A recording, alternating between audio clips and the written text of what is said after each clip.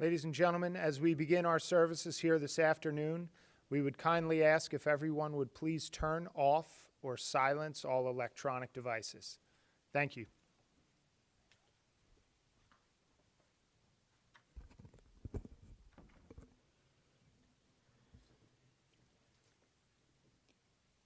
Death has taken our beloved Gilbert Zuckerman.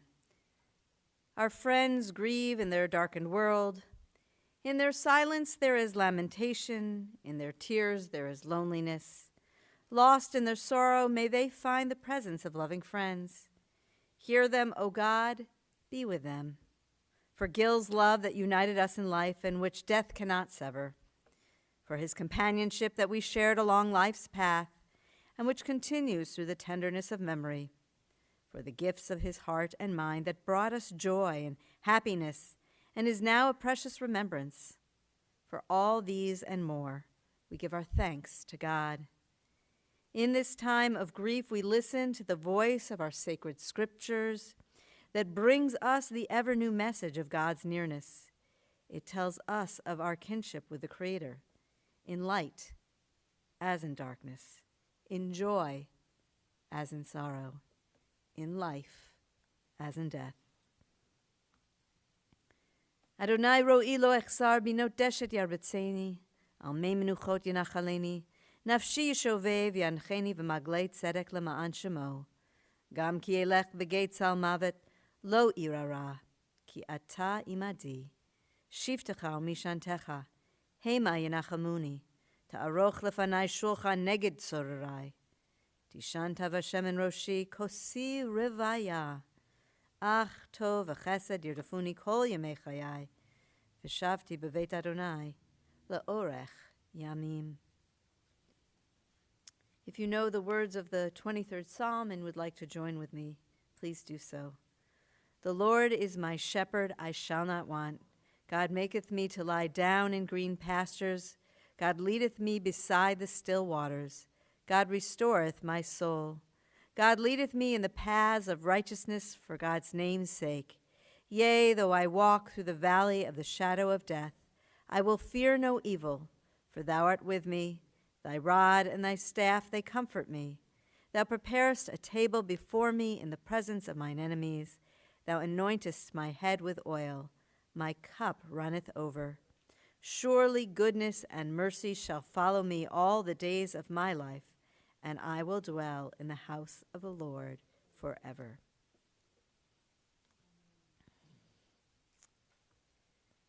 As we find comfort in those ancient words, so too might we find comfort from these more modern words written by Rabbi Alvin Fine, which we find in our High Holy Day liturgy. Birth is a beginning and death a destination, but life is a journey, a going, a growing, from stage to stage, from childhood to maturity and youth to age, from innocence to awareness and ignorance to knowing, from foolishness to discretion, and then perhaps to wisdom, from weakness to strength or strength to weakness and often back again, from health to sickness and back we pray to health again.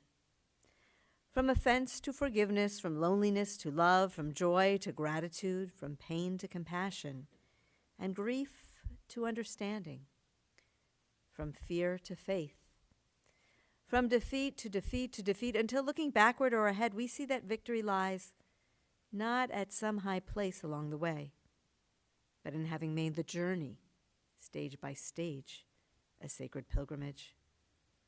Birth is a beginning and death a destination, but life is a journey made stage by stage, from birth to death to life everlasting. In his sorrow, Job cried out, Adonai natan v'Adonai lakach, yehi shem Adonai mevarach. God has given, God has taken away. Blessed be the name of God. An ancient people, we are well acquainted with grief and with the valley of shadows. Death and sorrow are not strangers to us. Yet the centuries have taught us that a good name endures beyond the grave. and that there is strength in faith.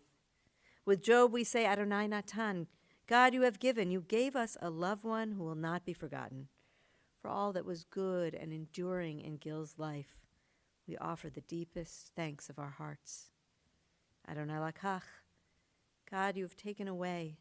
We pray for the strength to turn our broken hearts into an altar of trust before which we acknowledge your sovereignty and love, as we now say, Yehi Shem Adonai Mevorach. Blessed be the name of God, now and forever. And so at this time we turn to words spoken from the hearts of those who knew Gil best. And so we're going to hear words from his grandchildren, Shelby, Carly, and Ryan, and from his son, Alan.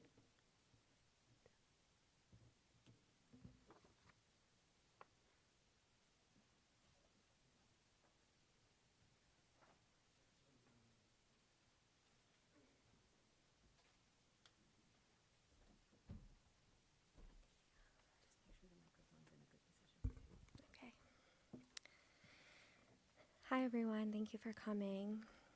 So in psychology, we have an exercise called guided imagery, and it's where you imagine your most enjoyable, relaxing place to help you calm the body. Most people think about a beach, a cabin in the woods, or a sunset on the water. My place has always been with my family. Being with my family is where I feel most at home, and all of my best memories that bring me peace involve Poppy and Bubby. My memories with Poppy go back to the Taj Mahal and Steel Pier, and of course the Enclave.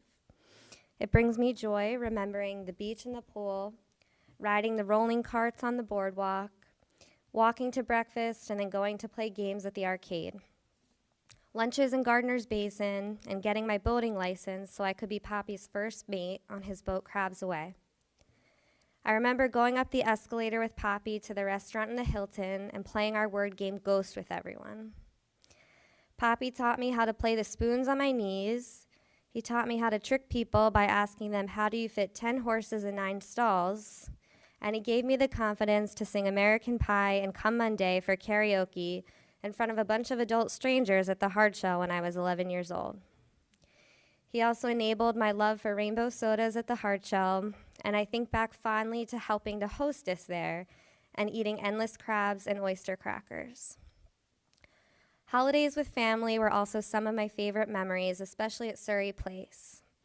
Like seeing all of our presents lined up on Hanukkah, searching for the matzah on Passover, and getting excited when Elijah came and drank his cup of wine, or celebrating at the pool.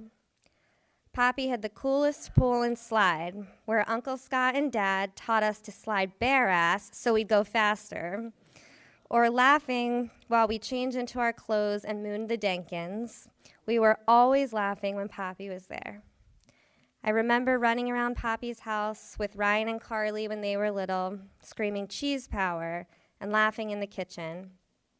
I remember being gathered in the family room eating chopped liver and Poppy saying, "Is your father a glacier?" when we were blocking the TV.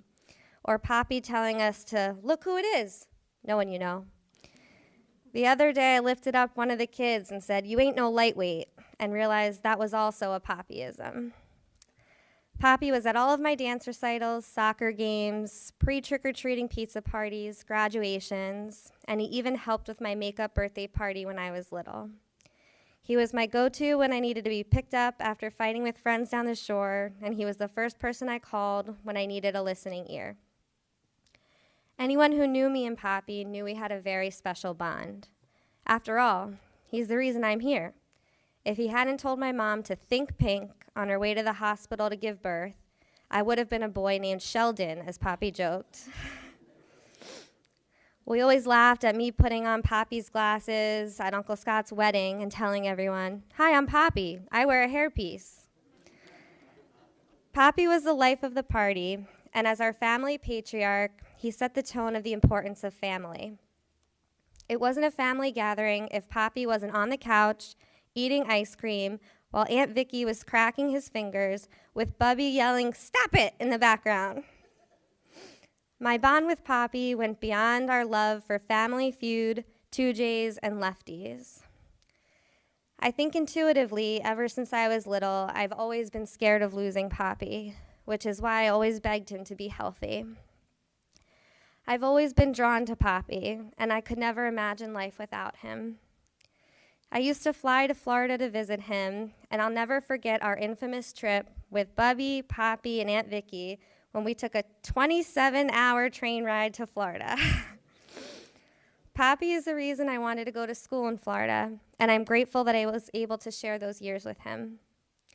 Whenever I was sad, stressed, or needing a pep talk, Poppy always welcomed me into his loving arms on the couch to give me his words of wisdom, which often were, "Scratch right here."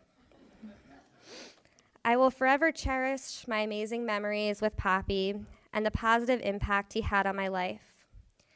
His love for family is the reason I moved back home to New Jersey, so my kids could make the same memories with their grandparents at the beach and pool, so they can remember the laughs, the stories, the holidays, and the importance of all being together.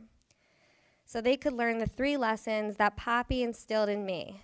1, nothing in this world is more important than being with family. 2, laughter is the best medicine.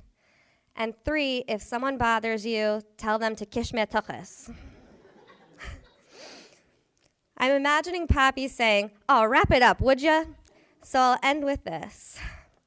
There are certain things about Poppy that you really can only appreciate if you've known him like we've known him. Poppy, I know you know how much I love you and how special you are and will always be to me. Your memory truly is a blessing, and when I'm down, nervous, or stressed, it's memories of our time together with family that keeps me grounded. I will always go back to those times, and I can only wish for my children that they get to experience the same memories with their grandparents that we did with you and Bubby. Love you, Pop.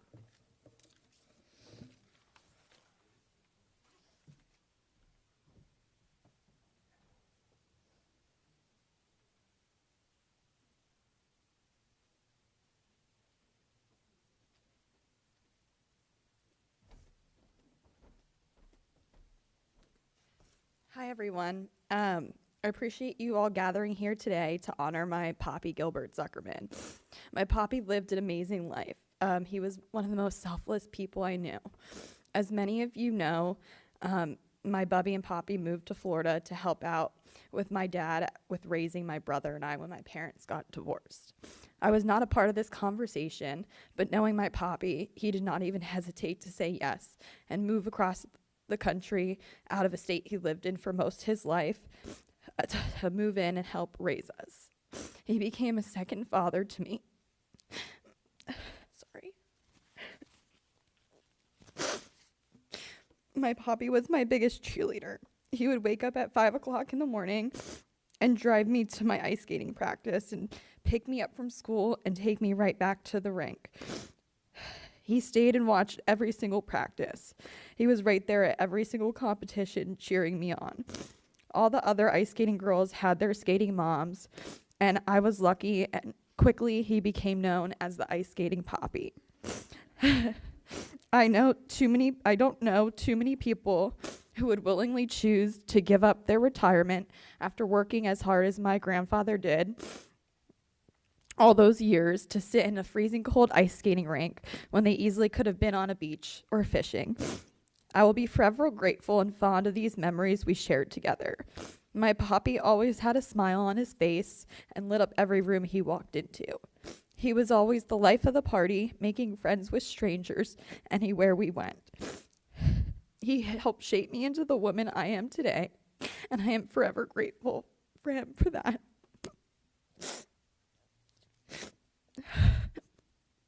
I know he would want us to remember him as that man, that fun-loving man, smiling and having a good time. So while I know we are all here to grieve his loss today, which is incredibly painful and sad, knowing my Poppy, he would want us all to honor his life by celebrating it instead of being sad. and be grateful that we could all come together as family and friends to celebrate the wonderful 91 years he spent on this earth. Poppy, I will miss you forever. I love you so much, and I am so grateful. I was so close to you over my life and yours. I know you're up in heaven with the rest of our family, making new friends and eating crabs. And thank you all for coming today and celebrating and honoring my Poppy's life.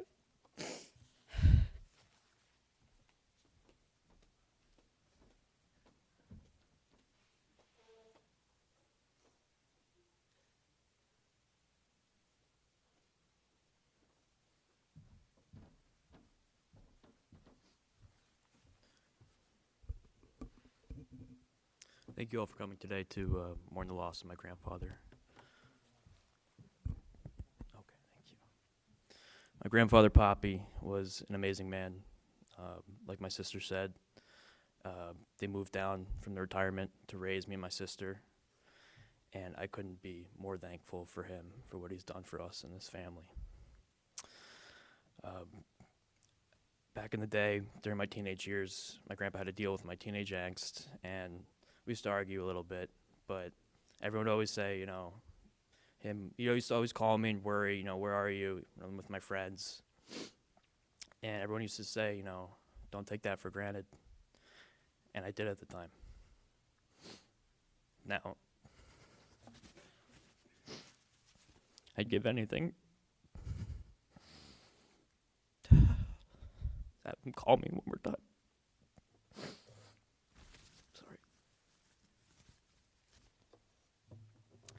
Poppy, like everyone said, was the life of the party. Everyone loved him at the skating rink. Everyone would say, "Where's your smiling grandfather?" All my friends loved him. They always called him Poppy. Everyone knew Poppy. As many of you know, he loved the Phillies. Even up until the end, he was watching a Phillies game.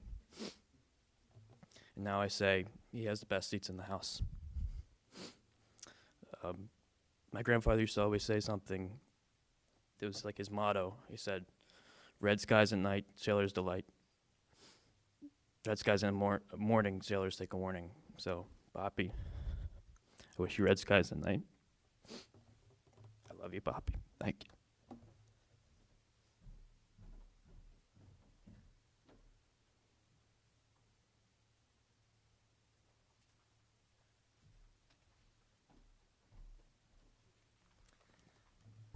Hello, everyone. First of all, thank each and every one of you for coming today. It really means a lot to all of us to see you. Some of you we've seen regularly, some we haven't seen in a long time, and thank you for being here. A lot of you knew my father, some of you did not. You're here for us, but I want to just take a few minutes and tell you a little bit more about my father. My father was a really very, very special person. He was loving, family-oriented, caring, and hardworking. And I want to just tell you a little bit first about the hardworking. My father started out as he was an electrician when he joined the Coast Guard, and he served on a Coast Guard cutter, hence the military flag, during the Korean War. And when he came out of the Coast Guard, he was an electrician for a couple of years for a large company. I think it was Dictaphone or something, my mother said. And then they had a layoff, and he was one of the young guys. He got laid off. He was newly married, so he needed to find a job. So he took a job as a door-to-door Fuller Brush salesman, going door-to-door selling Fuller Brushes in Brooklyn. And he worked his way up to having in fact, my mother was saying that she would first be embarrassed to tell people that her husband was a door-to-door salesman. But lo and behold, my father, over a 30-year career with Fuller Brush, worked his way up to become the executive vice president of the whole company. And he retired at a time when the company was owned by Sarah Lee. And he retired when he was close to 60 years old. But he wasn't done then. He retired, but then he and my brother Scott and my mother started the Hard Shell Cafe restaurant, which turned into the Hard Shell Cafe restaurant chain. So my father was a big Donardo's. If some of you know, Donardo's is a long-time Philadelphia crab restaurant. My father loved crabs, would go there a lot. He went to Billy Donardo and said, "Do you want to partner and open one in South Jersey?" And Mr. Donardo said, "No, because it'll take business away from me." So my father said, "I'll do it on my own." So my father, having no restaurant experience with my brother, they decided to start a restaurant. They hired one of the chefs and managers from Donardo's to come in as a partner. and they started the hard shell in Marlton, which became a smashing success. They went on to have 6 or 7 other in New Jersey and Pennsylvania locations. They had a crab picking plant in Florida, and they did crab meat distribution business. And that was about a 15-year run, and then my father retired down to Florida. And my father was successful at most everything he did, and there's really, aside from being a family person, which my father always instilled on me as a trait, that how important family is, more important than anything, the other 2 traits that he instilled on me were you work hard and you treat people well and with respect. And my father always did that. My father was a nonstop worker. He worked hard. He took the time to learn what he was doing and work hard at it, and he always treated people right, no matter who they were. My father managed many, many people over the years in different capacities, and it didn't matter whether you were a dishwasher in the restaurant or a salesperson down the streets, you were number one to him. And everybody knew that, and that's how he treated people. Many of you heard me tell over the years the sour milk story. I won't say it now, but it's a lesson on how to treat people and how to treat customers that my father would tell us repeatedly, and it's a very telling story. As for family, just give you a little bit of idea about my father. When my mother was, when they were younger, my mother told me that there were 2 men courting her, my father and somebody else. My father was the local electrician. The other guy was a college guy playing basketball at North Carolina. So then my mother didn't know what to do. Both guys were taking her out, and she was dating both of them. And then my mother's mother died. And during that mourning process, my father was there all the time with her, my mother, and her family, sitting Shiva, but just being there to help the family. The other guy was at school, wasn't really around, and my mother told Vicky that, you know what, the other guy's definitely better looking than Gil, but Gil's got a heart of gold, I'm choosing Gil. So she did. The other thing that happened is that when Vicky was my mother, most of you know Vicky's my aunt, but really my sister. Vicky and my mother are sisters. When Vicky was about 8 years old, her second parent, her father, died. And my parents, Vicky now had no parents at 8 years old. And my parents had been married a couple years, and my father, and of course my mother, gladly took Vicky in and raised Vicky as a child of theirs. And that's why you'll see that Vicky is wearing a ribbon today, the same as Scott and I are wearing, because Vicky was like a child to my father and a sister to us. We grew up our whole lives with Vicky, and my father treated Vicky as a daughter all the time. My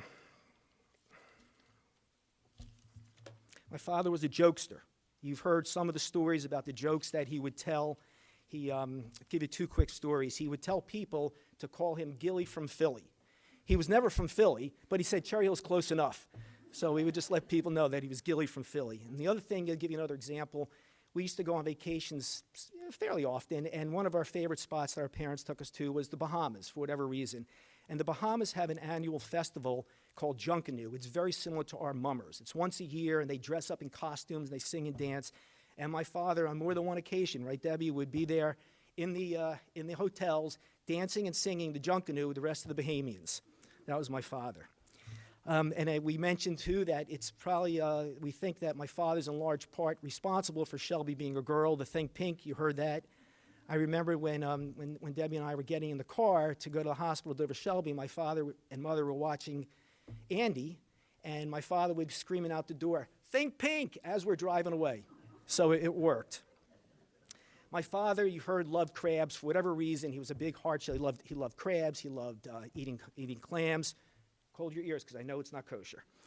So he wore crab jewelry. His license plate for years said Crabs Are. His boat, as Shelby mentioned, was Crabs Away. So he always loved eating crabs, and we grew up with that. He would watch the Family Feud nonstop, reruns, hour after hour. And as Ryan mentioned, he was a Phillies fan. And the last show, in Florida, he had the MLB Phillies package. The last show he watched Sunday night before he passed on Monday morning was the Phillies game Sunday night. Unfortunately, they lost. My father and my parents, when we were younger, in the early mid-'70s, were big Flyers fans. This is when the Flyers were new, but my father went and bought 4 season tickets, which we had as a family for years. And for, 5, 6, 7 years, whatever it was, we went to every single home Flyers game as a family, including the Stanley Cup years. We were there for the Stanley Cup. And after the game, Scott and I were young, but even after the game, many games, we wouldn't be done then. He would take us downstairs to wait outside for when the Flyers came out to go to their cars so we can get autographs. So he was a very big Flyers and Phillies fan, and Phillies fan to the end. In closing, we're going to miss my father very, very much. There's really nobody else like him, but we're blessed to have had 91 years, him to have 91 years, and us to have all these years with him, to have been to all the kids' weddings, to see us get married, the kids, the grandkids, and great-grandkids. So we are very blessed with that, and we thank the Lord for that. And last, I want to thank my mother. My father's health had been failing for about, the last 4 or 5 years in different ways. And my mother just took unbelievable care of my father during those years. Make sure he got his medicines, what clothes he'd wear. My mother would go to play mahjong 2 days a week for a few hours, but she asked us to we got her a Ring camera in the house so that when she went out, she could keep an eye on my father to make sure that my father was still okay. And the last 5 months, my father was very sick. He was on hospice. He was at home, thankfully, the whole time, but he was on a hospital bed, and he was bedridden the whole time. What my mother did during those 5 months, she was on call 24/7. We had aides there a lot, but my mother was on call. My father really couldn't eat solid foods anymore. He couldn't take pills, he couldn't swallow. So my mother would make these special protein blender every day, making meals, and at Ryan's suggestion, my father always ate these Dixie cups. I kid you not, for years, he would eat 5 to 10 at least Dixie cups a day. I think when Publix, my mother would go into Publix to come out with the boxes, they say, oh no, we got to order again, she's here again. So what Ryan had suggested, we wanted my father to eat, was to put the protein shake mix that my mother made with fruit in it in a little Dixie cup. So he would think he was eating the ice cream, and he did. So my mother would sit there and feed him. She'd give him medicines. He had to take a lot of medicines. They had to be crushed and put in applesauce or whatever. She would do that nonstop. She kept a log. My mother literally had a notebook that every medicine my father got at every time, she would write down. Every time the aides took his vital signs, she'd write it down. Whatever he ate, she kept meticulous records of everything. At night, she had that Ring camera in her room, and even though there was an aide out in the other room with my father at night, my mother would get up every couple hours to put on the camera and make sure the aide was watching him and he was okay. That's been my mother's life for the last 5 years. And the hospice team, who was great with us, said many times that they've never, ever seen a family member care so much and take care of a loved one the way my mother did for my father. So, Mom, thank you. And that's my father in a nutshell, and thank you all again for being here.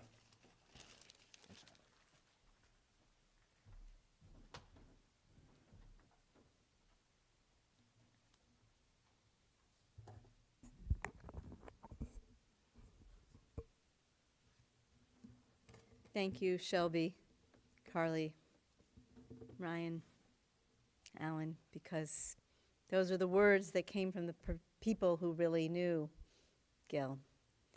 I only got a picture of who he was through all of you the other day, and now that picture has grown, and as my heart has. And so, at the risk of repeating stories, which are worth repeating, I share with you these words in the hope that they will offer all of you comfort.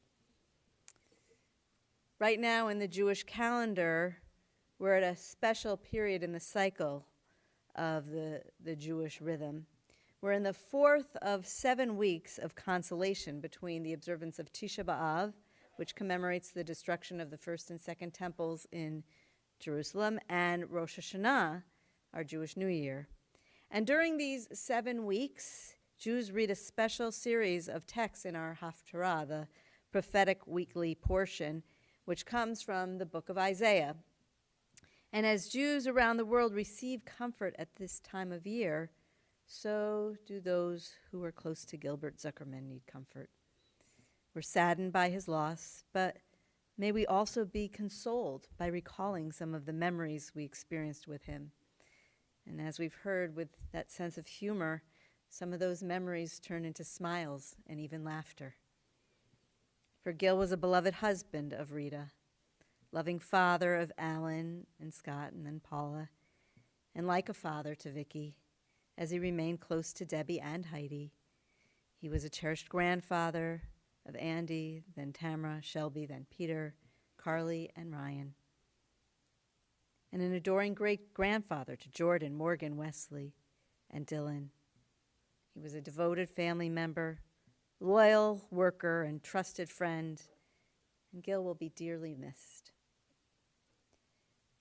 We know that a eulogy could never fully capture all 91 years of his life, just as we couldn't share it all yesterday.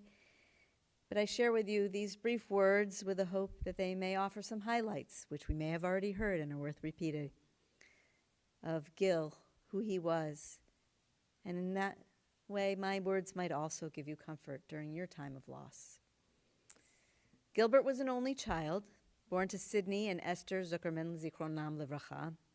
His father was a postal worker and his mother a homemaker, and he was a born and raised Brooklyn boy. The family wasn't that big, and they were very close to their relatives in the area.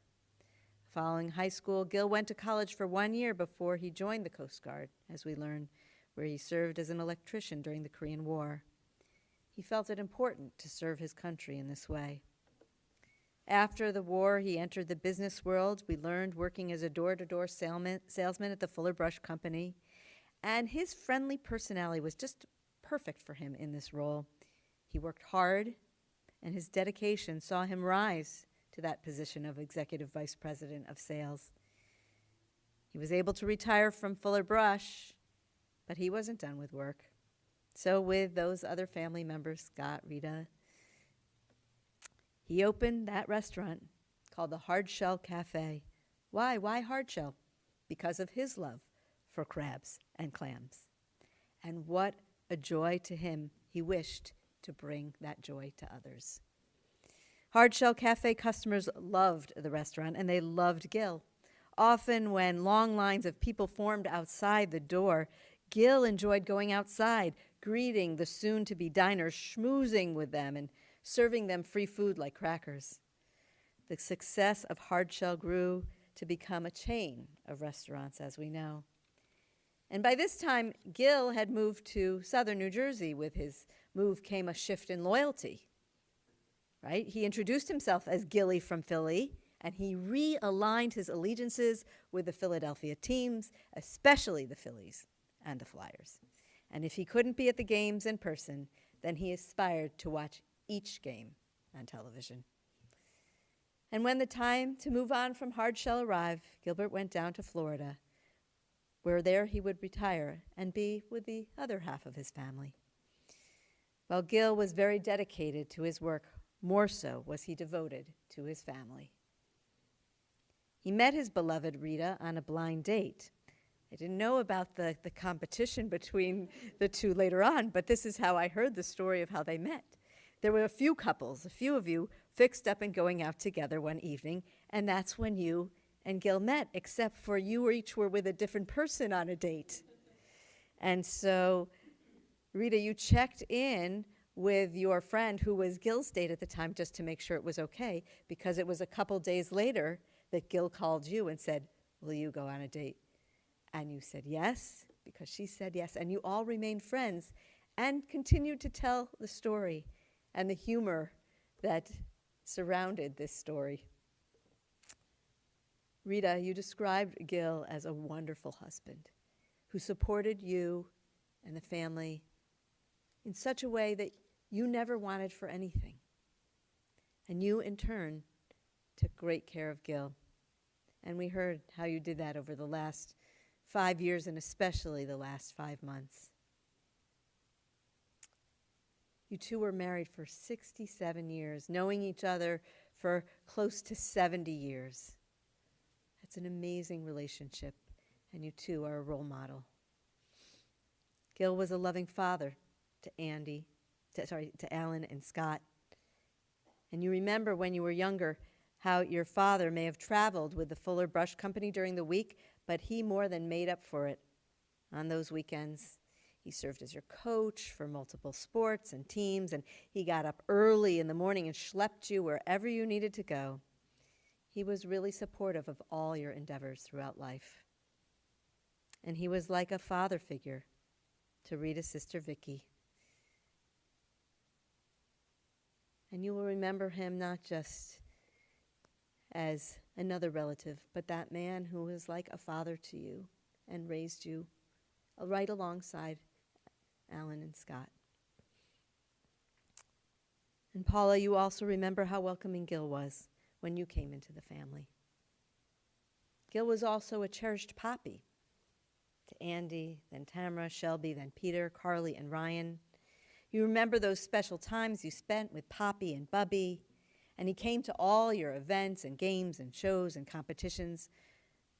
Ryan, you told the story the other day of how your grandfather picked you and Carly up from school, convincing you that there was that robot in the car speaking with you when it really was just your grandfather controlling the commands. And how your poppy would get up at crazy early hours and take you, Carly, to the ice skating rink and became everybody's, not just your skating grandfather. They all knew him, and they all loved him. Your poppy had that kind of personality, which is why it's no surprise that he was from time to time referred to as the mayor, right? Such as the mayor of the enclave.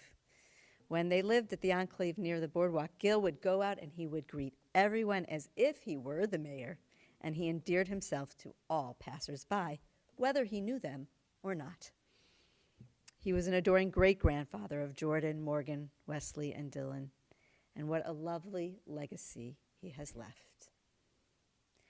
And all the other things about Gilbert, how he was a goofball, how he loved to be out on the water on his boat, and he let the kids drive the boat, and he got great joy out of watching you at the wheel. How after Andy was born, he was expecting that next grandchild, and we heard the story of Think Pink, and sure enough, Shelby.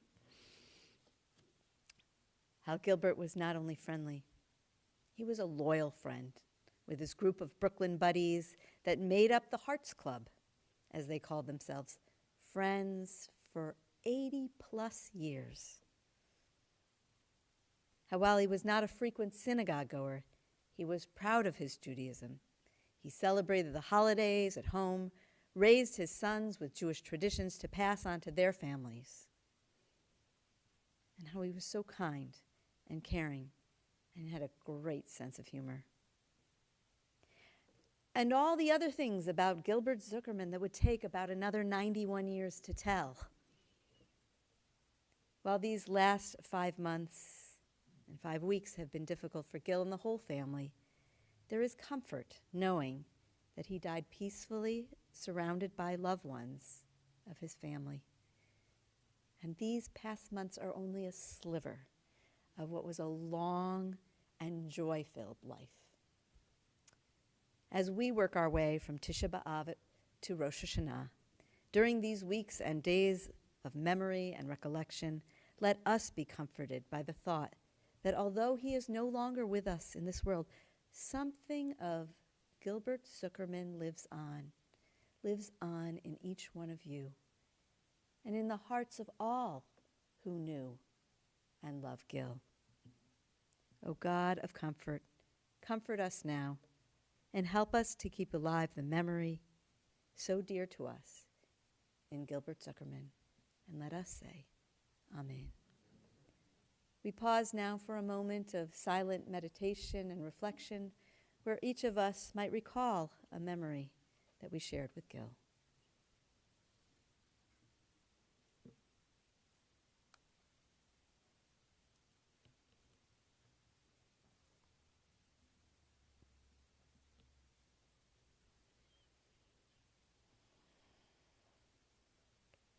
May the words of our mouths and the meditations of our hearts be acceptable in your sight, O God, our strength and our Redeemer. Amen. As we are able, we rise for El Malei Rachamim.